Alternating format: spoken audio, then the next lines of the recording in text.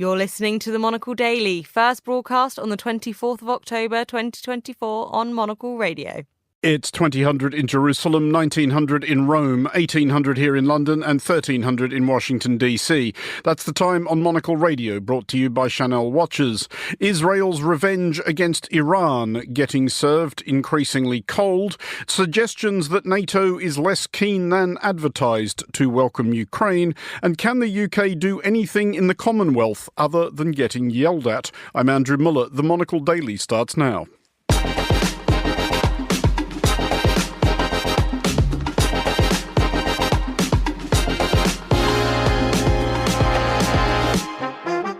Hello and welcome to the Monocle Daily, coming to you from our studios here at Midori House in London. I'm Andrew Muller. My guests Renad, Mansour and Marion Messmer will discuss the day's big stories, and our weekly letter from is a letter from a swing county in a swing state. Stay tuned, all that and more coming up right here on the Monocle Daily.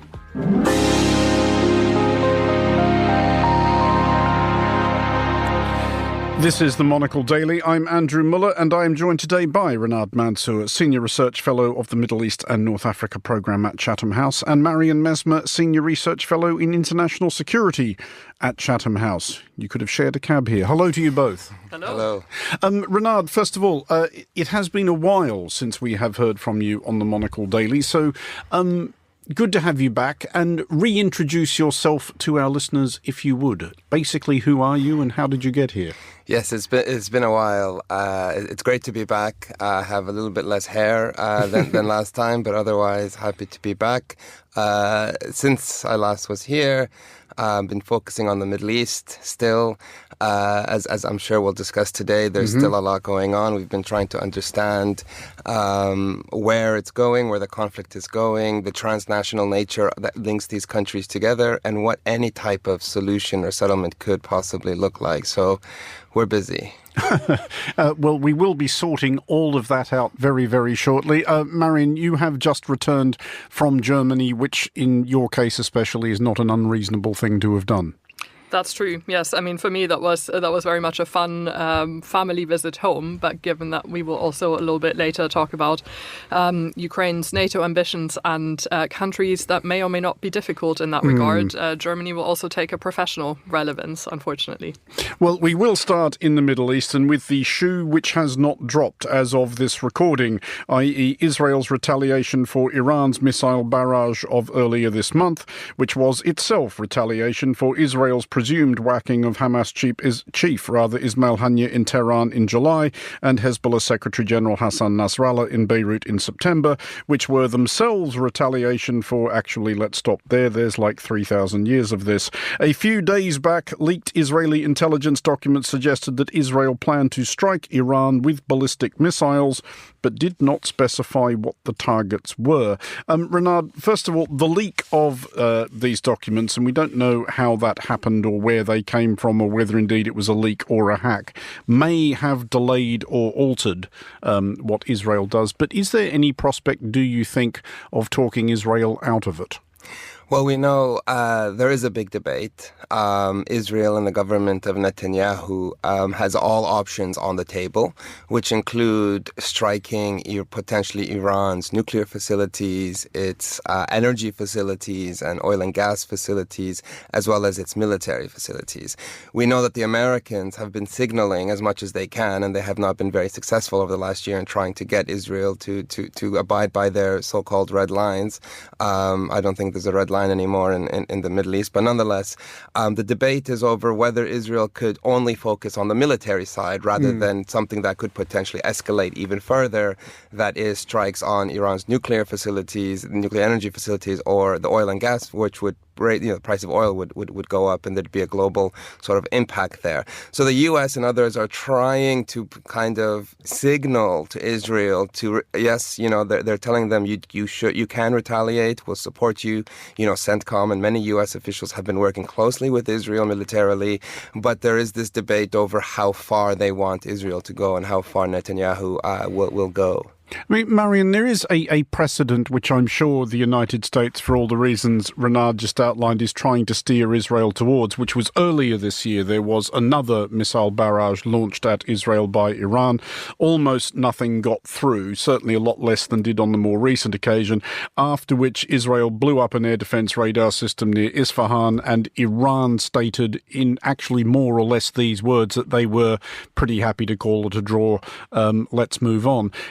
Is there any prospect of a similar arrangement, if you will, this time, or does Israel think that the board has changed enough, i.e. with Hamas and Hezbollah more or less neutralised, the Houthis certainly somewhat cowed, that they have a chance they never have had before to make an extremely meaningful gesture towards Iran?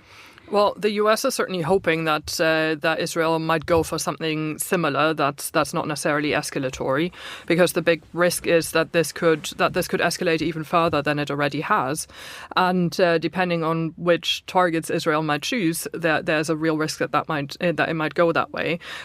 There's always a big worry that Israel might take this as an opportunity to do something about Iran's nuclear weapons program, because that's obviously a big concern, and there's always a worry that if Iran looks like it's moving faster towards its nuclear capability, that Israel would indeed target those facilities.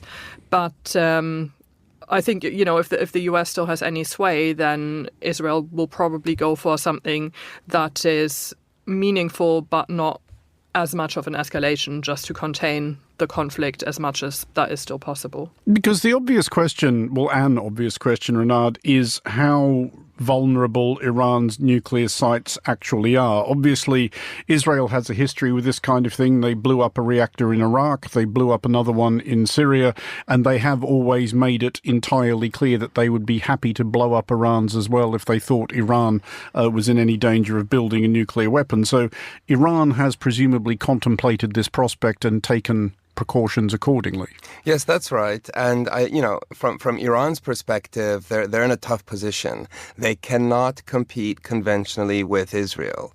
This is asymmetrical, although these are two countries, superpowers really in the region.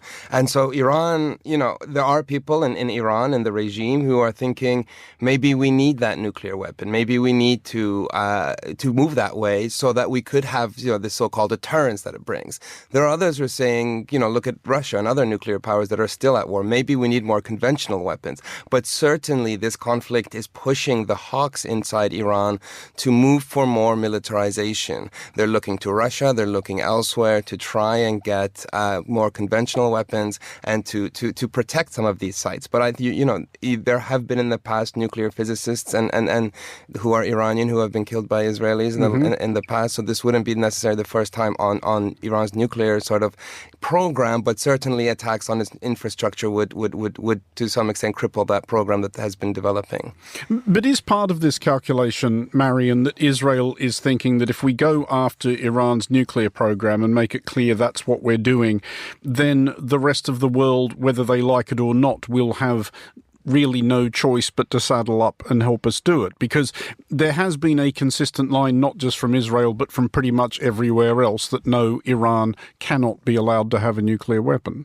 I mean, that's certainly the position, but the means taken so far have been entirely diplomatic, with the exception of the instances that Renad just detailed, where Israel has used force, but it's only been Israel using force, whereas all the other states that have been working really hard to make sure that Iran will desist from developing nuclear weapons, they've all used diplomatic measures. I think the main thing that has changed here, which further complicates an already really complicated picture, is that the relationship between Russia and Iran has changed quite a bit since then. So Russia used to be firmly on the side of the US, the UK, France, Germany, all the other countries that were working on the Iran nuclear deal.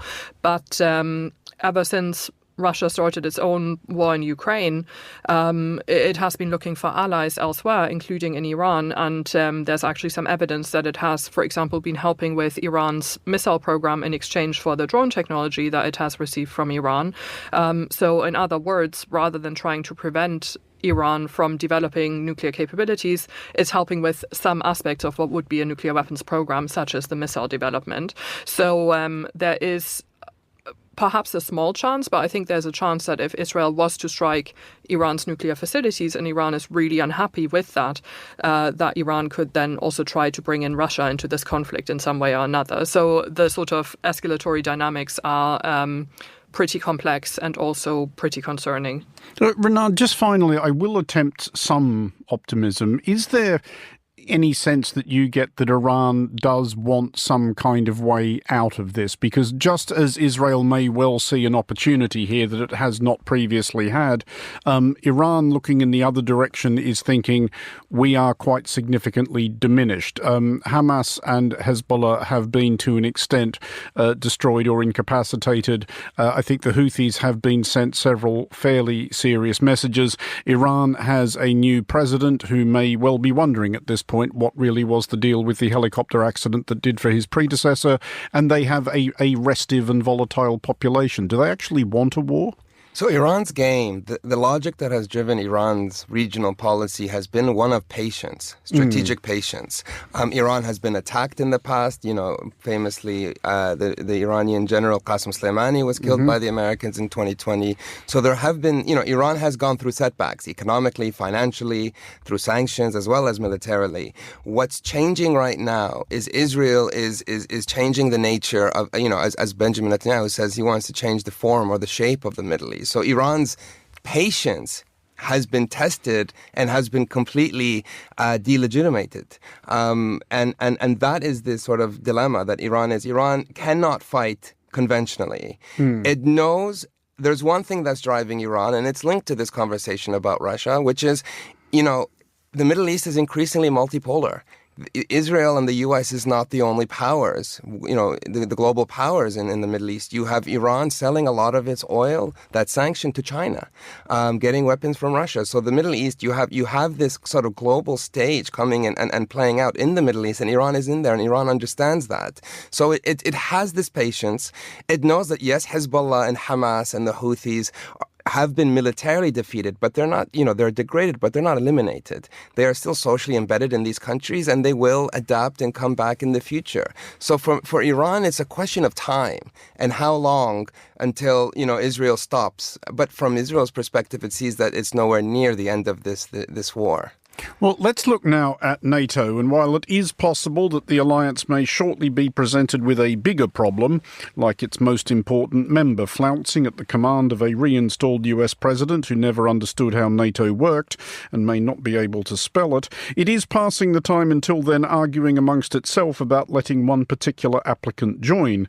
That applicant is Ukraine, which is keen for obvious reasons, but plausible reporting suggests that several extant members are less enthused, including the United States, Germany, Belgium, Slovenia and Spain, while Slovakia and Hungary's willingness to do Russia's bidding can probably be taken as read.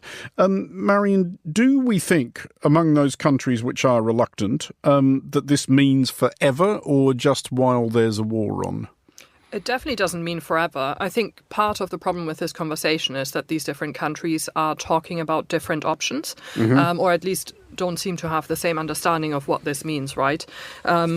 So I think if I understand correctly what Ukraine is asking for at the moment, it's essentially the prospect of a membership action plan, which is a sort of timeline with concrete goals for what they have to do before they can join NATO. That's usually a lengthy process. It was super accelerated for Finland and Sweden recently, but part of the reason why that was possible was because they were both already working really closely with NATO partners, so their militaries were already at a high level of readiness for NATO.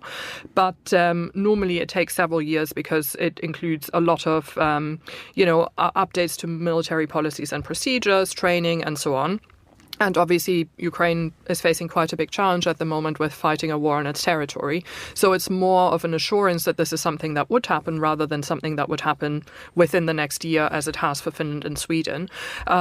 Whereas when you listen to some of the discussions in Germany, for example, German politicians seem to be really worried that we are essentially talking about the Finnish and Swedish model. So, Ukraine joining while there is still a war going on its territory, which would then obviously raise the really complicated question of what to do about Article 5, which could then further escalate the conflict. And if I understand the German position correctly, that's what they're concerned about.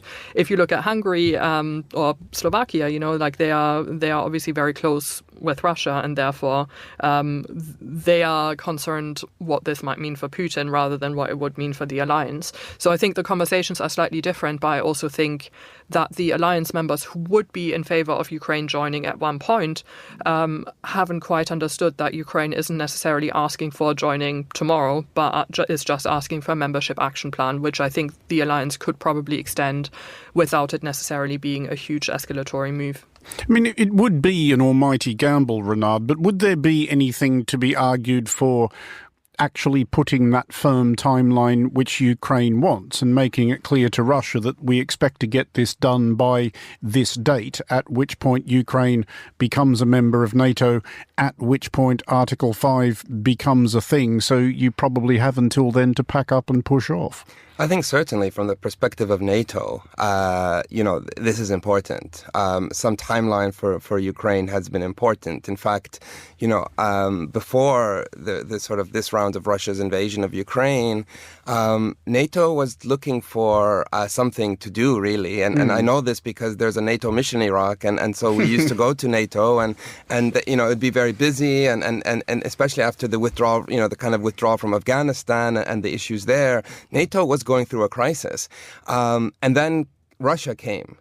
And since then, we still go to the NATO mission in Iraq, but there's not that many people there because now they are busy on something that is on their, they're changing their entire strategy now. It's no longer just the sort of those countries abroad, but it's the sort of defense on borders. And so I think this, the war against Russia, the Russia-Ukraine war, has given NATO almost a purpose again.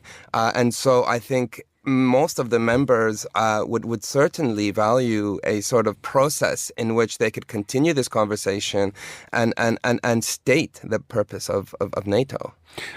President Zelensky, Marion, says Germany is scared of Russia, and I don't know whether he is saying that tactically with a view to trying to nudge Germany along, or whether that's an expression of genuine exasperation on his part. But is it possible, and this thought would not be music to President Zelensky's ears, that there is a German sort of solution to this starting to look increasingly inevitable, i.e. you get something of a West-East Germany model, so West Ukraine, if you like, becomes a member of NATO, becomes a member of the EU, becomes a Western country at the cost of letting the rest of it go. The can is then kicked down the road in the hope that perhaps there will be a sufficient change in the general picture that Ukraine is reunified a few decades hence. I mean, it's too early to say, because I think the only future in which we'd be looking at a split Ukraine is if there is some sort of a negotiated end to the war that comes to that arrangement, right? And it seems like at the moment Ukraine is trying its very best to make sure that it doesn't come to that.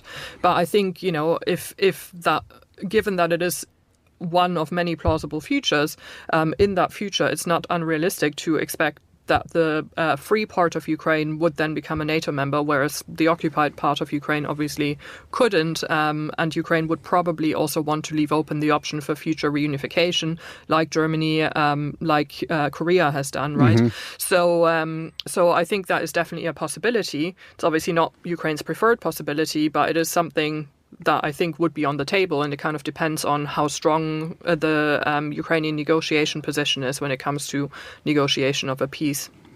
Well, to the United States, which may now be 12 days away from returning to its and Earth's most powerful office, a figure characterised as a fascist not only by his opponent, which isn't that unusual, but by several previous members of his own previous administration, which is.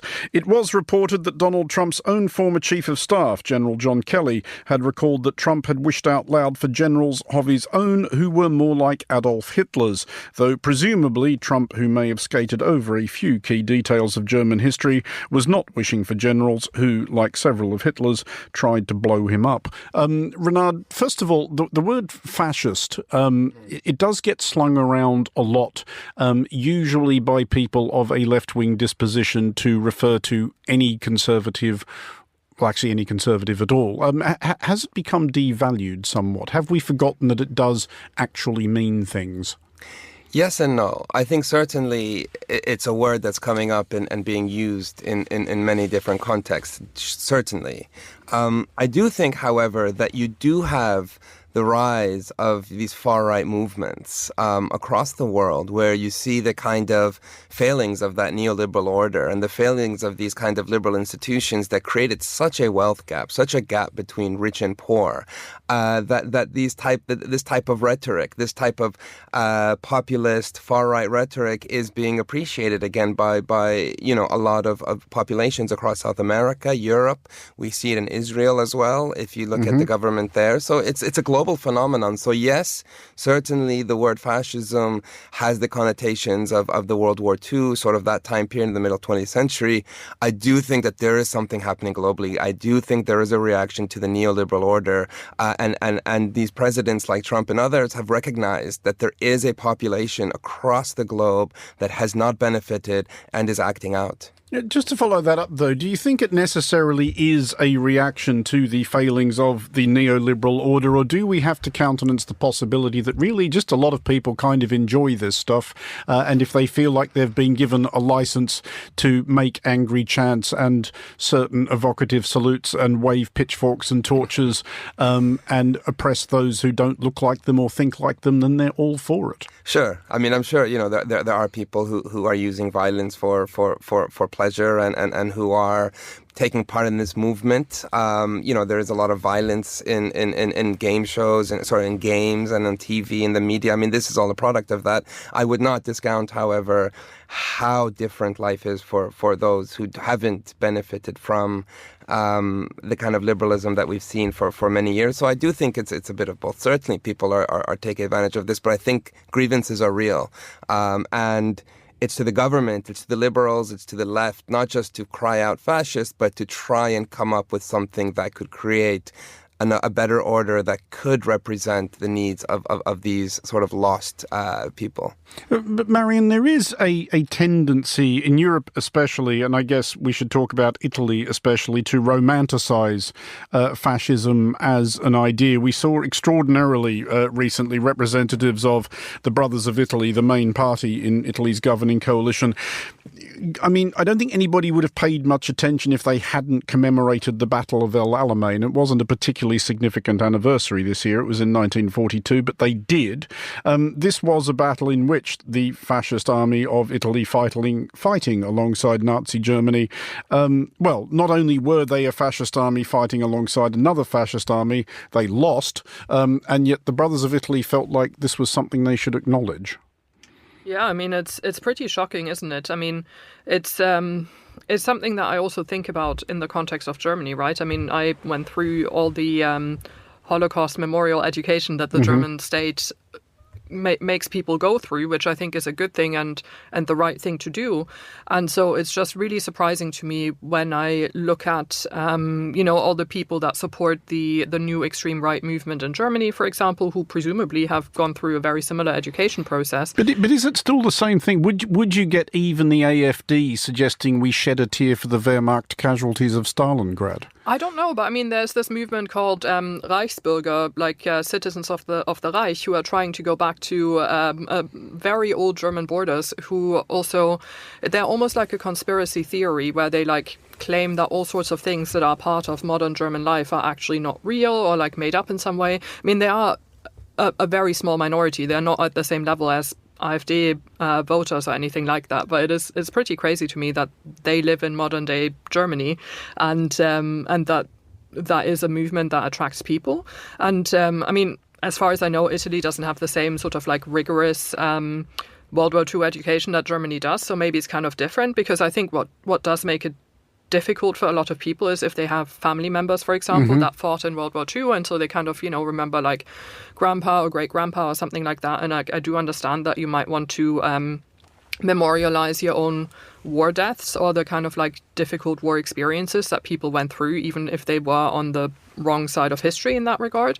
But I feel like that's very different, sort of saying war generally is a bad thing and it's, bad that my grandpa died in this war, versus celebrating at an official level and, in a sort of like state capacity, fallen soldiers in that way.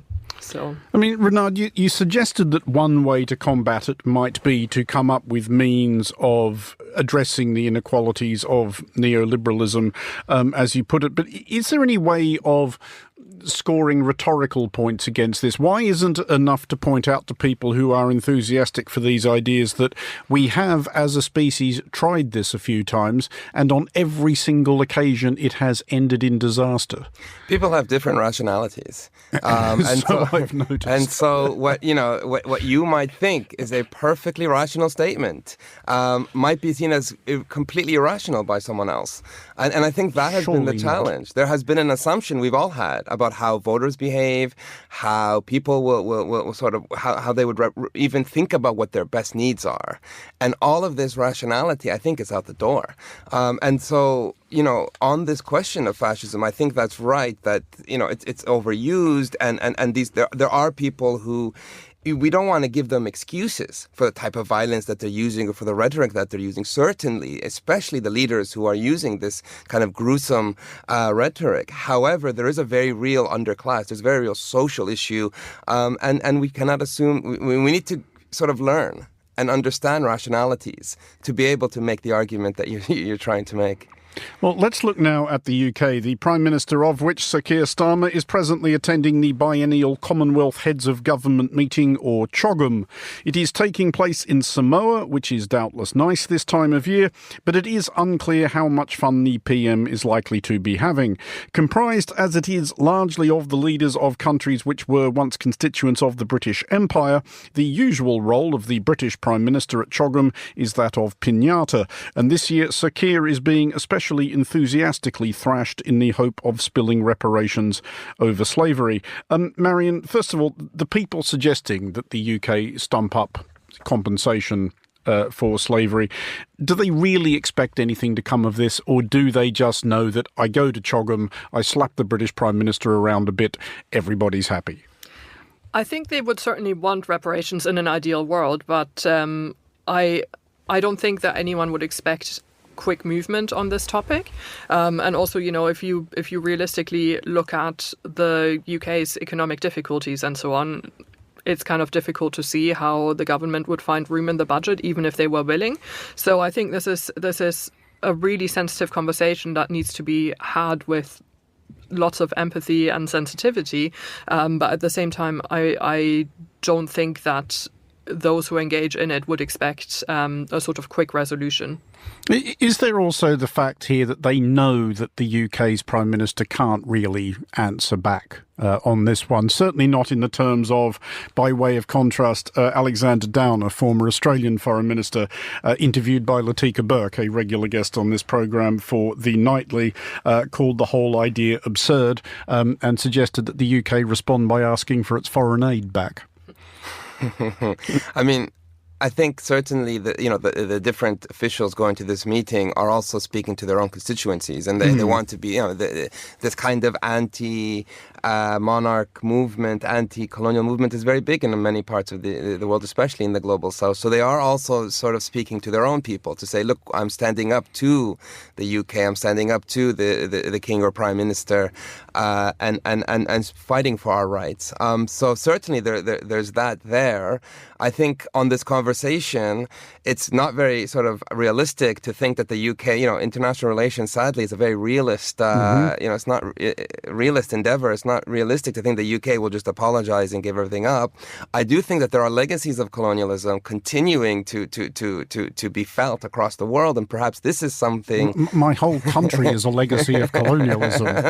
And it's felt around the world as well. And I think there are certain conflicts right now based on borders and such that continue to feel these legacies. But I think that is where efforts can be made to try and minimize what was UK colonialism rather than this reparations, which we don't think will actually But happen. Marion, is there a way for the United Kingdom to assert itself, not just in the Commonwealth, but in the wider world, without looking like it's being a bit too empire-y?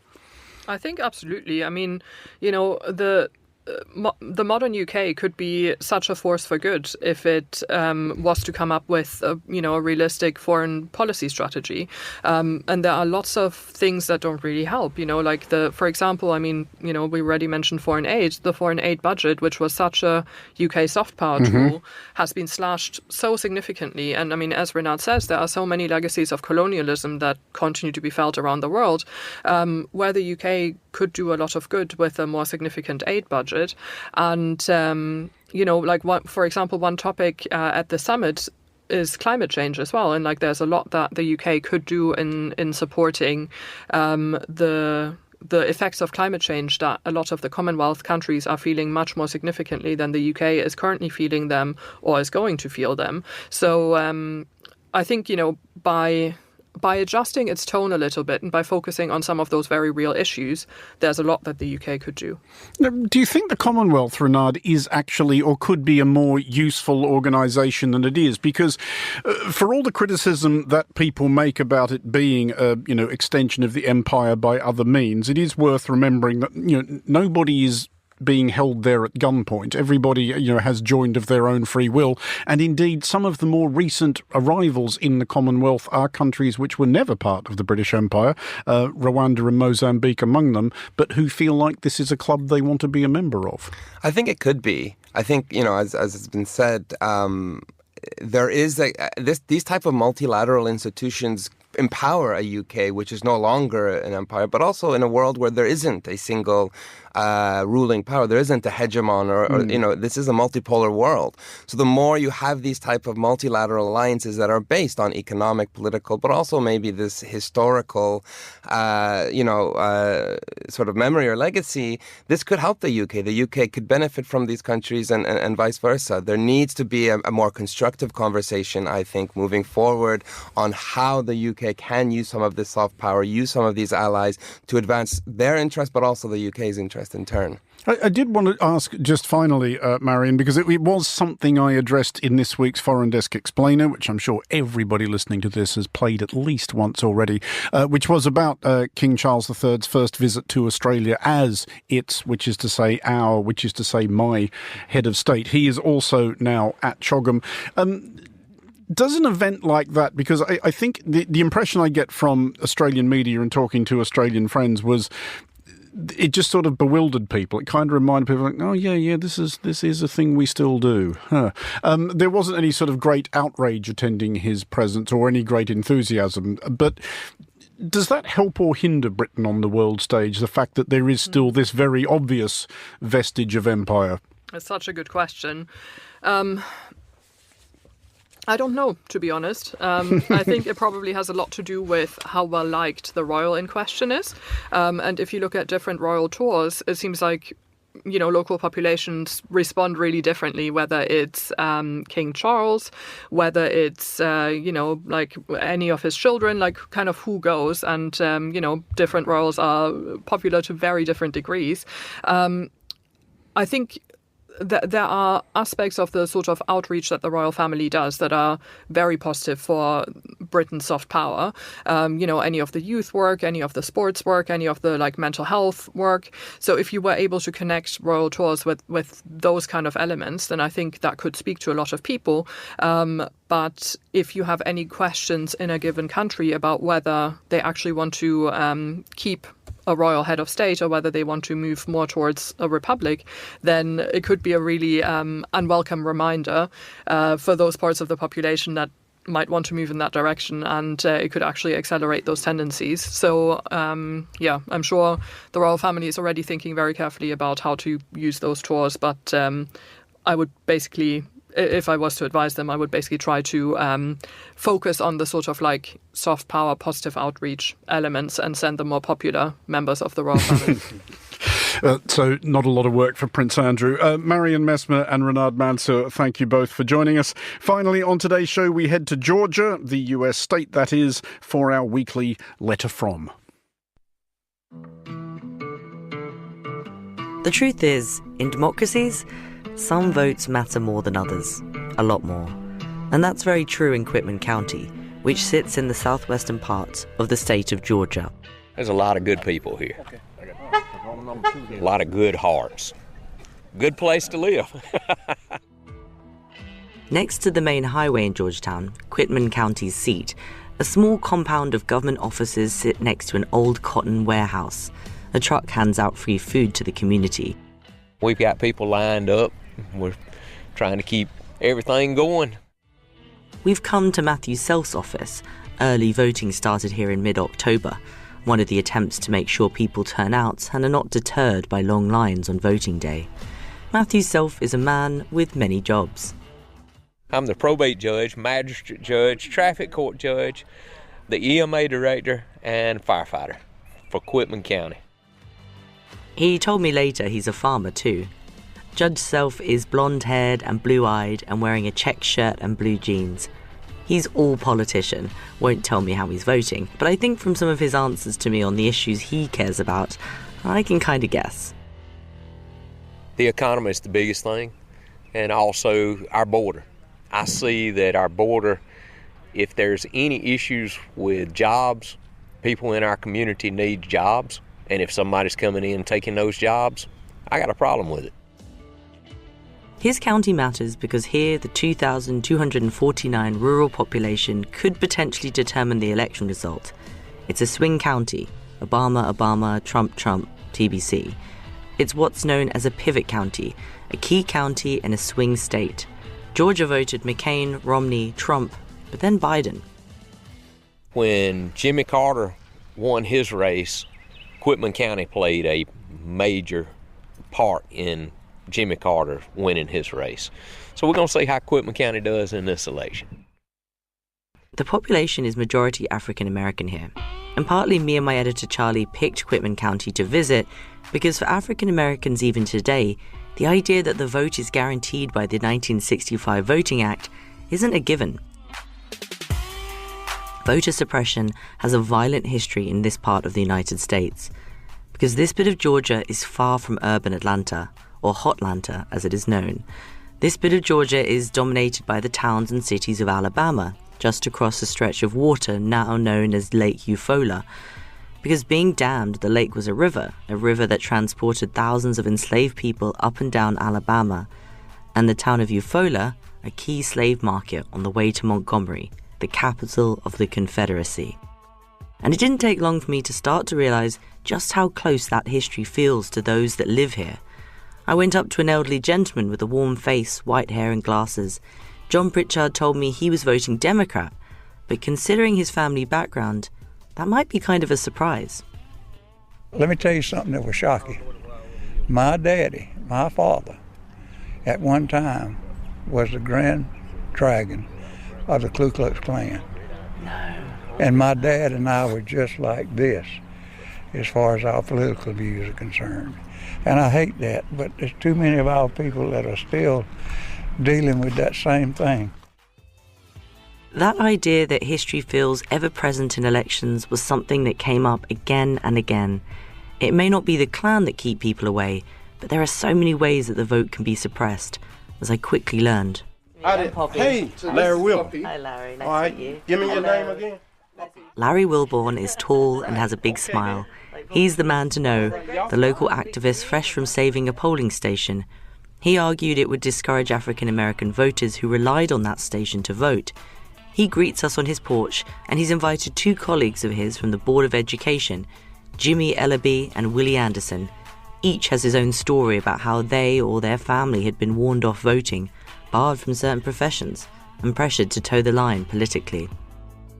People are still fearful of what could happen to them, not necessarily being kicked off the farm or kicked out of the house, that kind of stuff, but in terms of jobs, that Right. kind of stuff. Yes.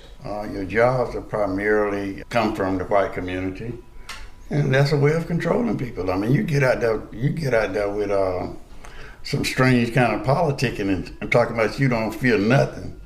You're gonna find yourself, your own people kind of going against you because you're gonna be viewed as a troublemaker, as Right. he is sometimes. I am sometimes. Larry is a proud troublemaker. He's had to be to make sure polling stations like the one he saved aren't closed down and disenfranchising black voters. But there are other things that he worries about too. Beyond jobs, housing can be a way of gerrymandering the voting boundaries.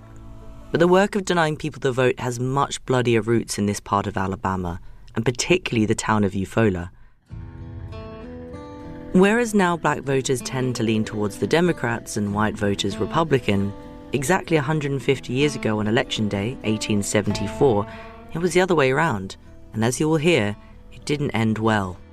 I'm the president of the Alabama Historical Association. Richard Bailey is in his 70s. He wears glasses and a cross around his neck. He attends the same church that Dr. King used to preach at, just down the road. We meet Dr. Bailey at the Capitol building in Montgomery, a white, stately building surrounded by statues of the Confederacy. He fought to have a man named Horace King recognized in the building with a portrait. Horace King was a slave who built the grand steps we're standing on now. It is not a story, the massacre we're talking about, the riot of 1874, is not a pleasant story by any stretch of the imagination. In Eufaula, members of the White League killed an estimated 15 to 40 unarmed black voters and wounded 70 more, while driving away more than 1,000 unarmed black people at the polls. By the following year, only 10 people showed up to vote. The immediate impact, the number of black voters basically disappeared. And when you realize just that fear factor, that was sufficient to keep black people from the polls.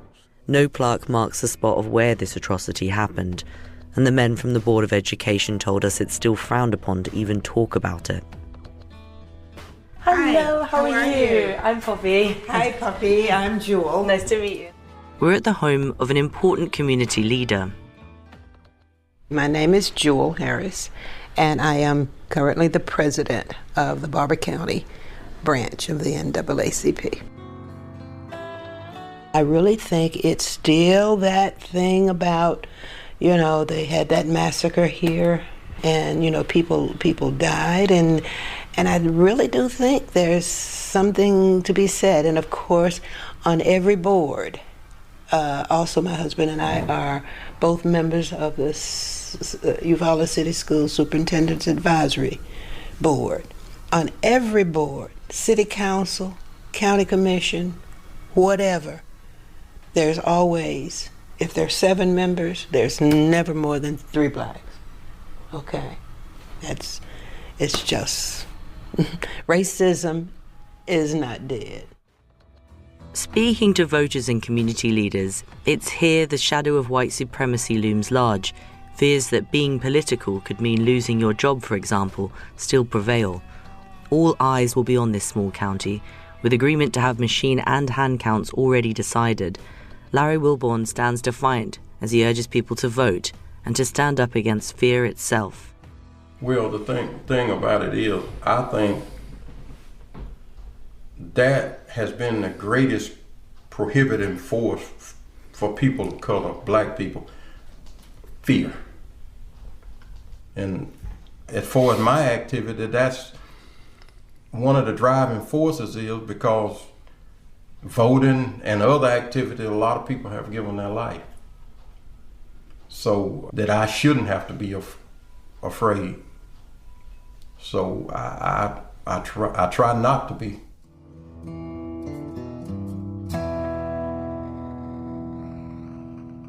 Poppy Damon reporting there from Quitman County in Georgia. And that is all for this edition of the Monocle Daily. Thanks to our panellists today, Renad, Mansour and Marion Messmer.